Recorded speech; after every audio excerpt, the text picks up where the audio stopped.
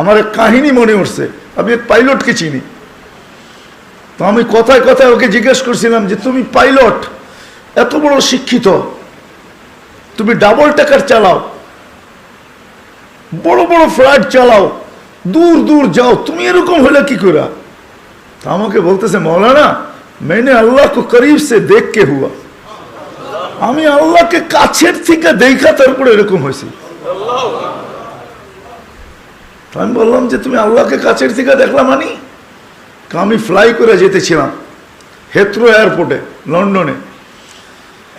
যখন আমি ইংল্যান্ডের সীমানায় ঢুকে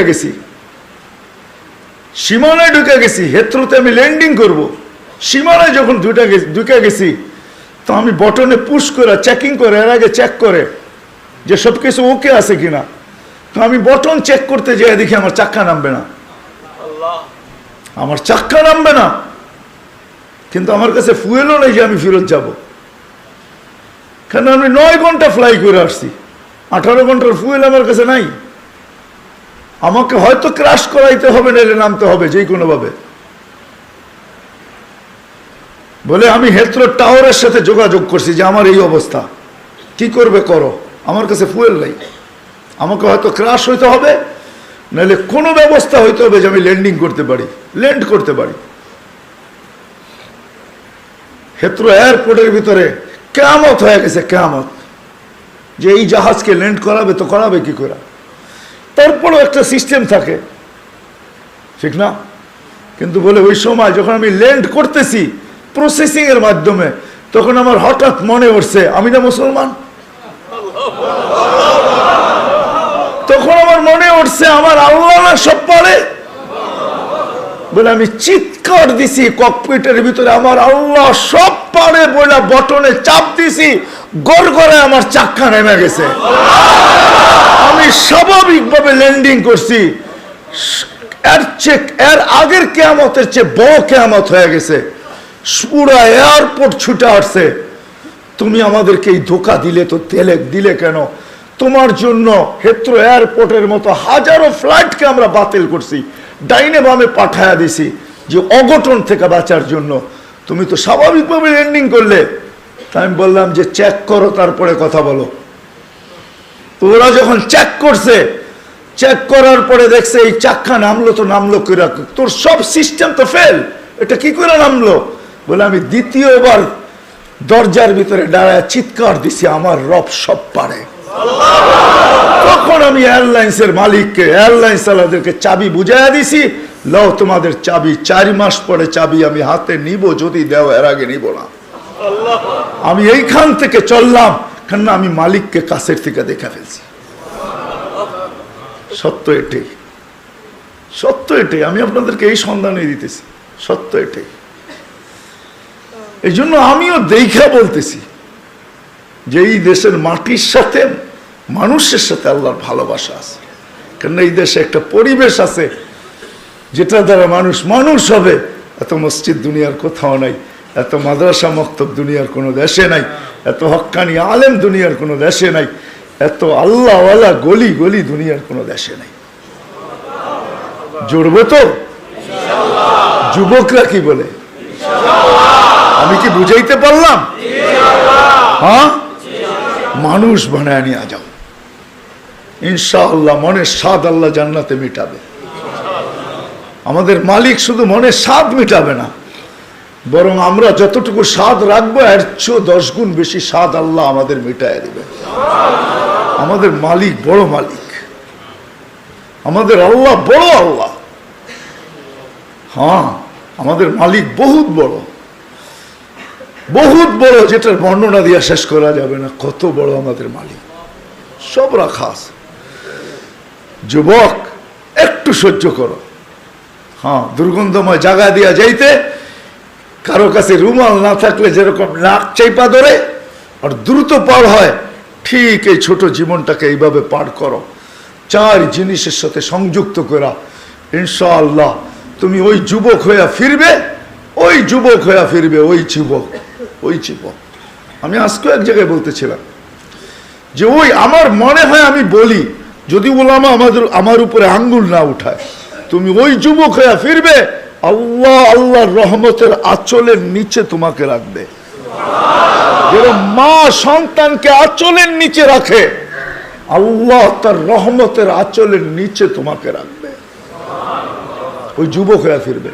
করবো তো পাক্কা? সবাই কি করব? মসজিদে সময় দিব, দিনী মাদারেসের সাথে নিজের সম্পর্ক জড়ব, হক্কানি আলেমদের সাথে সম্পর্ক জড়ব, হক্কানি আল্লাহওয়ালাদের সাথে নিজেদের সম্পর্ক কি জড়ব,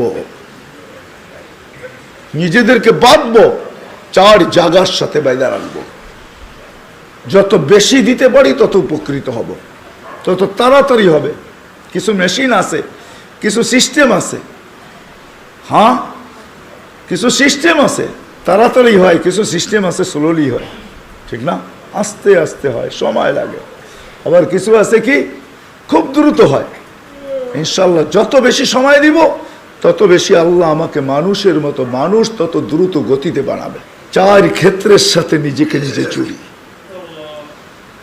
1 মসজিদ, সময় পাইলেই মসজিদে ঢুকি। আজকের থেকে প্রয়োজন যতটুকু অতটুকু অফিসকে দেন, প্রয়োজন যতটুকু অতটুকু বাজারকে দেন, প্রয়োজন যতটুকু অতটুকু হাটকে দেন, মেল ফ্যাক্টরিকে দেন, কল কারখানাকে দেন, রোড ঘাটকে দেন। বাকি যতটুকু থাকে 4 ক্ষেত্রের ভিতরে সেট করেন, আল্লাহর ঘরে সময় দেন। দিনী মাদারেসের ভিতরে সময় দেন, দিনী মাদারেসের ভিতরে হক্কানি ওলামাদের কাছে সময় দেন, হক্কানি আল্লাহওয়ালাদের কাছে সময় দেন। ভাগ করেন সময়কে, 4 ভাগে ভাগ করেন।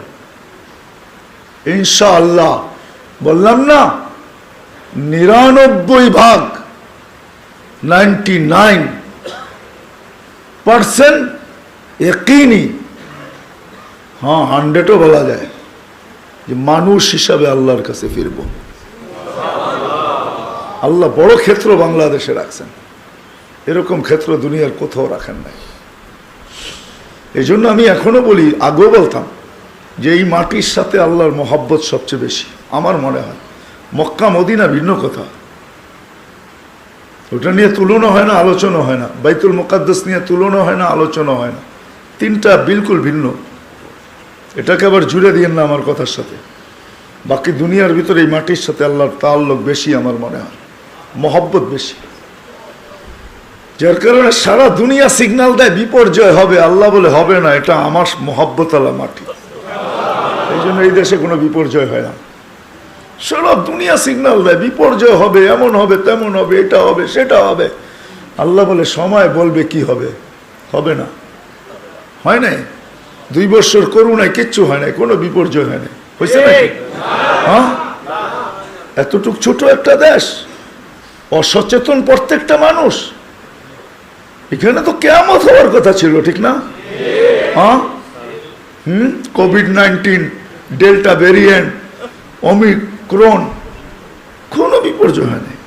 ভূমিকম্প আসে, আমার মনে হয় কাঁপায়া যায় না, ধাক্কা খায়া ফিরা যায়। ওটার ধাক্কাই আমাদের একটু অনুভব হয়, আমি মনে করি। আপনারা কি মনে করেন জানি না, আমি ভাবি, এটা নিয়ে খুব ভাবি, সারাদিন ভাবি যে বাংলাদেশে 8.7 ভূমিকম্প, কোনো বিপর্যয় নাই। দুনিয়া বলতে পারবে না 8.7 ভূমিকম্প আসছে, বিপর্যয় হয় নাই। বলুক দেখি আমেরিকাওয়ালারা, বলুক দেখি কানাডাওয়ালারা, বলুক দেখি ইউরোপ, বলুক দেখি জাপান, উন্নত থেকে উন্নত দেশ বলুক, আমাকে যুক্তি দিয়া বুঝা। ওই থেকে আমি ভেবে নিছি না এখানে ভূমিকম্প আসে না, এখানে ধাক্কা লেখা রিপিট যায়। ওই যে ধাক্কা লাগছে ওইটা আমাদের অনুভব হয়, বিপর্যয় হয় না। এই মাটির সাথে আল্লাহর মহব্বত, এই মাটির মানুষের সাথে আল্লাহর মহব্বত, বড় মহব্বত। আপনারা কাছের থেকে দেখেন কি দেখেন না জানি না,